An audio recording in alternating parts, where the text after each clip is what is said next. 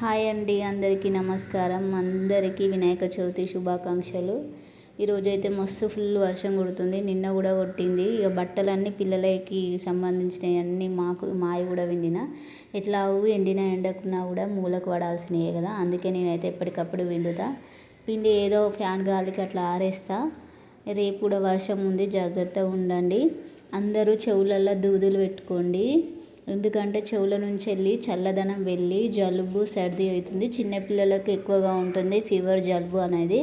వాళ్ళకు కూడా చెవుల దూది పెట్టండి, కాటన్ మంచి మెత్తడిది, అందులో ఏం లేకుండా చూసి పెట్టండి, మంచిగా ఉంటుంది. ఎందుకంటే ఆ చెవుల హోల్స్ నుంచి వెళ్ళి చలి అనేది వెళ్ళి ఎక్కువ చలి జ్వరం అనేది వస్తుందండి. ఓకేనా? అందరికీ వినాయక చవితి శుభాకాంక్షలు. ఛాయ్ తాగిల్లా? నేనైతే ఛాయ్ తాగుతున్నా. కొంచెం అన్హెల్దీగా ఉంది, అయినా కూడా అన్ని పనులు అయిపోతేనే నా మైండ్ మంచిగా పనిచేస్తుంది.